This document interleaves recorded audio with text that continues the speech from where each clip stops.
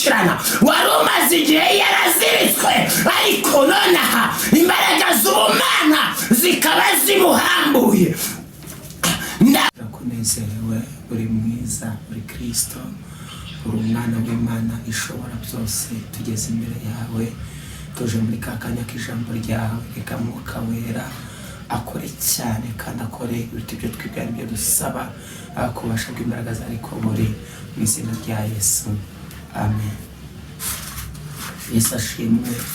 Dushimiye Imana ishobora byose, mu bumana bwayo yitwa Imana kandi ihambaye. Kadusangire ijambo ry'Imana rigaragara mu butumwa bwiza bwa Yesu uko bwanditswe na Mariko. Turasoma dore ibice 7, umurongo waho wa 24. Ubutumwa bwiza bwa Yesu uko bwanditswe na Mariko, ibice 7, umurongo waho wa 24. Haranditse ngo arahaguruka arahava ajya mu gihugu cy'Itiro y'i Sidoni, yinjira mu nzu adashaka ko hari umenya, ariko ntiyabasha kwihisha. Uwo mwanya umugore ufite umukobwa muto utewe na dayimoni amwumvise, araza yikubita imbere y'ibirenge bye. Uwo mugore yari umugirikikazi, ubwoko bwe ni Umusirofoyinike. Aramwinginga ngo yirukane dayimoni mu mukobwa we. Aramubwira ati, reka abana babanze bahage, kuko atari byiza kwenda ibyo kurya by'abana ngo ubijugunyire imbwa. Nawe aramusubiza ati, ni koko mwami, ariko imbwa zo ziri munsi y'ameza zirya ubuvungukira bw'abana. Aramubwira ati, ubwo uvuze utyo igendere, dayimoni avuye mu mukobwa wawe. Asubira mu nzu ye, asanga wa mwana aryamye ku buriri, dayimoni amuvuyemo, mu izina rya Yesu. Dusomye Yesu ashimwe. Dusomye ijambo ry'Imana rivuga kuntu Yesu yahagurutse akajya Itiro y'i Sidoni. Akimara kugera Itiro, ntabwo yashakaga ko hari umuntu n'umwe umubona cyangwa umenya ko yageze Itiro. Akimara kugera Itiro, ntabwo yashakaga ko hari umuntu umenya ko Yesu yageze. Ntabwo yashakaga ko hari n'umenya ko yageze mu uwo mudugudu.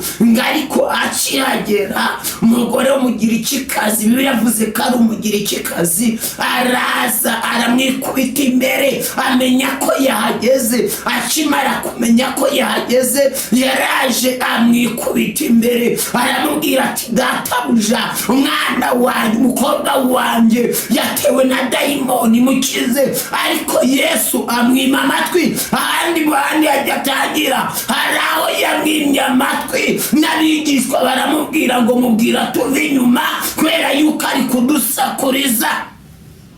Kubera ko mubwira tuve inyuma, kubera yuko ari kudusakuriza. Hari igihe ugera mu bihe n'abagufasha gusenga, n'abo musengana, n'abo mugendana, bakumva ibibazo byawe byabaye urusaku mu matwi yabo. Ariko tumbira Yesu wenyine.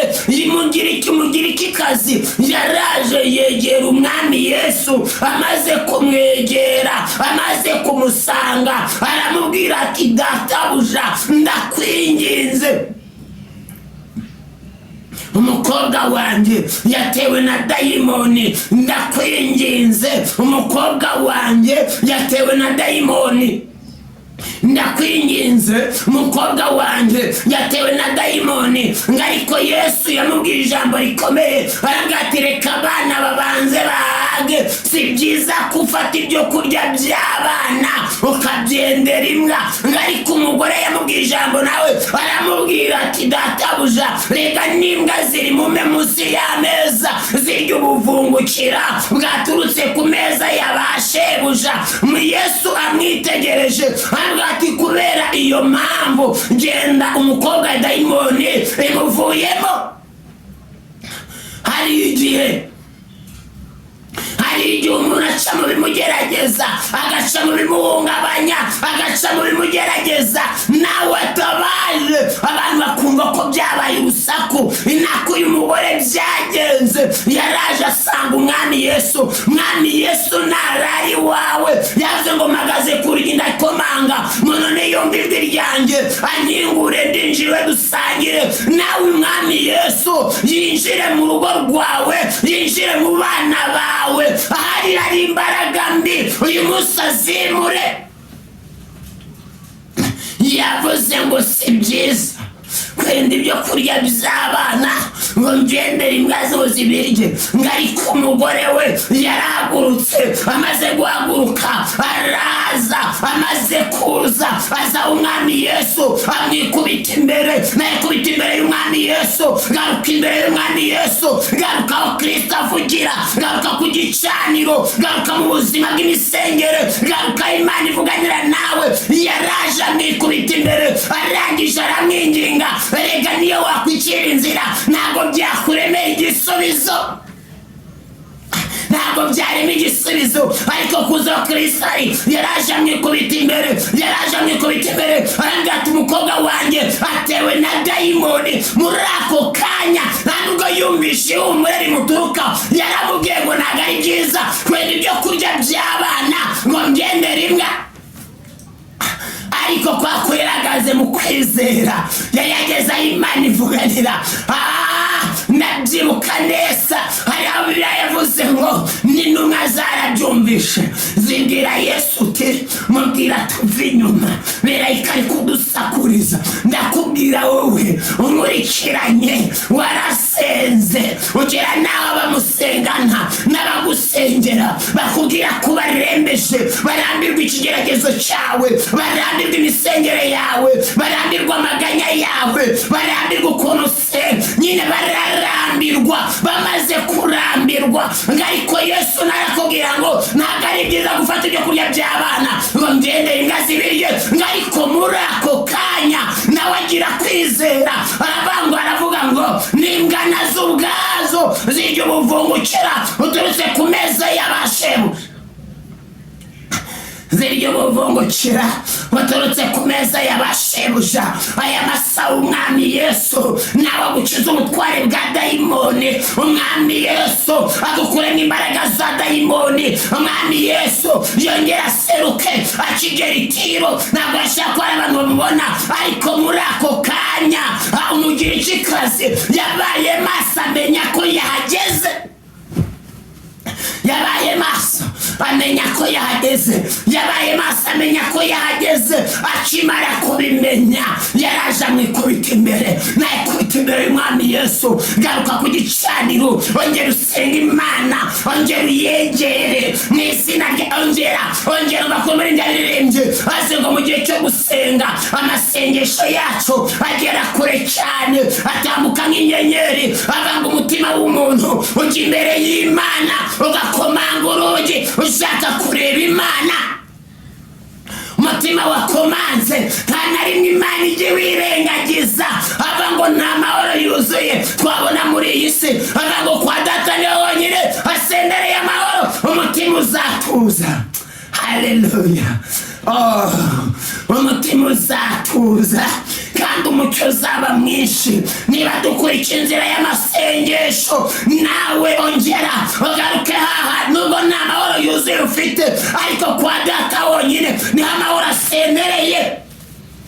nubwo nta mahoro ufite, nubwo uyashaka ntuyabone, ariko yavuze ngo iki? ngo nutahita ntabwo uzayakurwaho, ngo wiringire Imana, kuko yiringira ntabura amahoro meza adashira. wongera uyiringire, bera yuko yiringira ntabwo abura amahoro meza adashira. wongere wiringire Imana, bera yuko uyiringira ntabwo abura amahoro meza adashira. wiringire Imana, uyiringira ntabura amahoro meza adashira. sikota, uyiringira ntabwo abura amahoro meza adashira. yavuze ngo ndetse n'umwana muto uzi gusenga Imana nta nubwo azagira ubwoba, azafashwa no gusenga. kandi inkunga y'abemeramana, inkunga y'abiringira Imana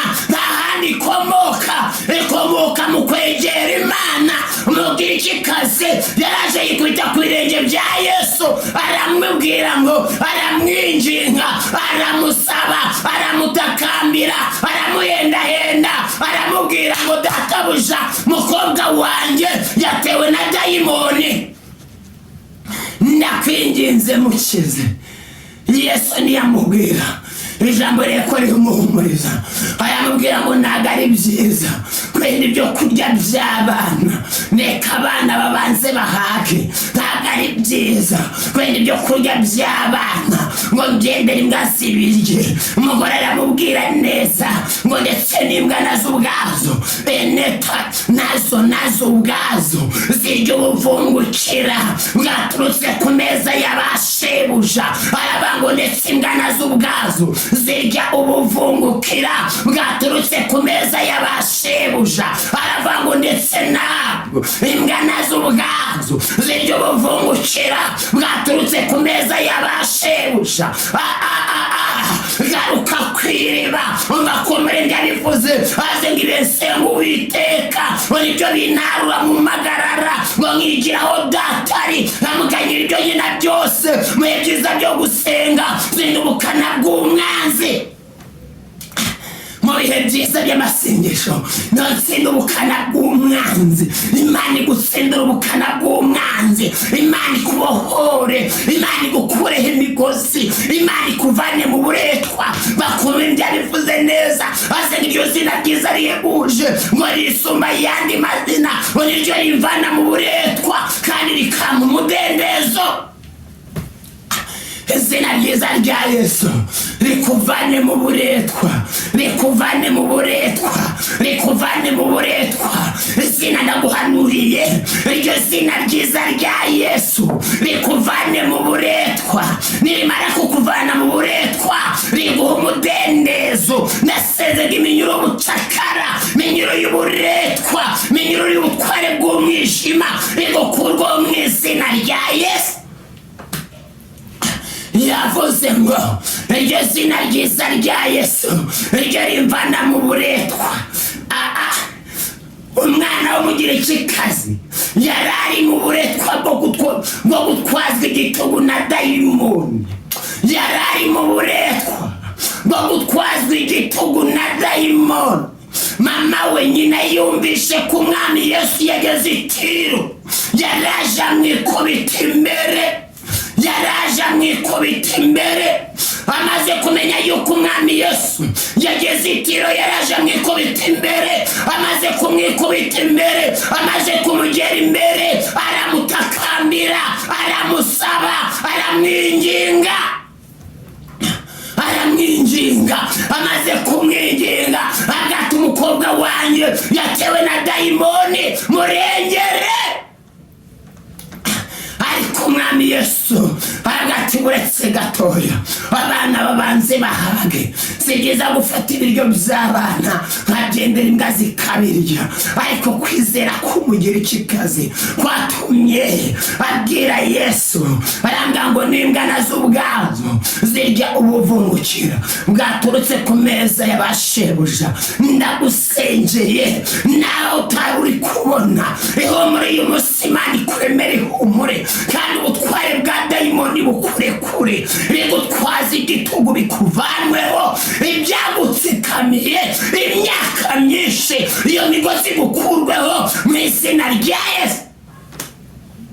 Akigenda yaramubwiye ngo si byiza kwenda ibyo kurya byaba ngo mbyendere imbwa.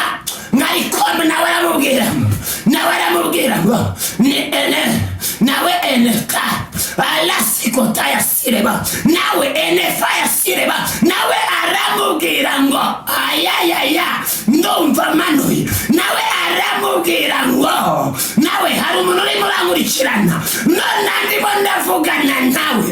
Nawe aramubwiye ngo ni byiza ko enekota ya sireba. Nawe hari umuntu urimo urankurikirana wari umaze igihe yaraziritswe, ariko nonaha imbaraga z'ubumana zikaba zimuhambuye. Nawe nonaha ndavugana nawe, nonaha aravuze ngo n'imbwa nazo ubwazo zirya zijya kubuvungukira bwaturutse ku meza y'abashebuja, n'imbwa nazo ubwazo zirya ubuvungukira bwaturutse ku meza yaba hari imbaraga z'Imana we ziguhambe wamwikiranye, we wari umaze igihe kinini imyaka irenga 18 utwaje igitugu na dayimoni, wowe umaze igihe kinini udasinzira, wamaze igihe warivuje, warakagangaye, waragenze nabi utagezemo, ariko hari imbaraga z'Imana ziguhambuye. Hari igihe Yesu we yaravuze ngo ngiye gusubira iwawe, umwana wawe arakize. Kubera iyo mpamvu, niba wizeye ijambo ry'Imana, uyu munsi imigozi gukurwaho mu izina rya Yesu, kandi imbaraga z'Imana zongera zikore ku buzima bwawe.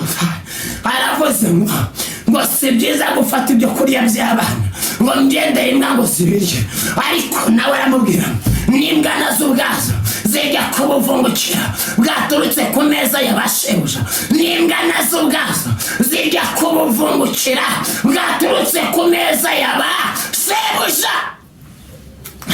Hari imbaraga z'Imana nonaha zongera gukora ku buzima bwawe. Reka dusengane. Niba wumvisha ikirere ari ndi kuvugana nawe, ari Imana iri kuvugana nawe, reka dusengane. Mana, mu izina rya Yesu tumenaguye ubutware bwa dayimoni, nyashe dayimoni mu izina rya Yesu. Nive mu mukobwa w'umugirikikazi wambaraga mbiwe, dayimoni itumva, dayimoni imugaza ingingo, dayimoni iryamira mu mutwe, dayimoni iryamira mu nyama, dayimoni iteza isereri, dayimoni iteza ibinyamungingo, dayimoni arasi eretani ize itondagira inyama zose. Ndagucyashye, ndagutegetse, ndavugana nawe, ndagutegetse mu izina rya Yesu, rekura. Ndagutegetse mu izina rya Yesu, rekura. None urakoze Yesu, wakora ibikomeye, ugakora iby'imbaraga, kubw'ubutware, kubw'umucyo, kubw'ubushobozi, kubw'ubudahangarwa, kubw'ubwere, mu izina rya Yesu. Amen.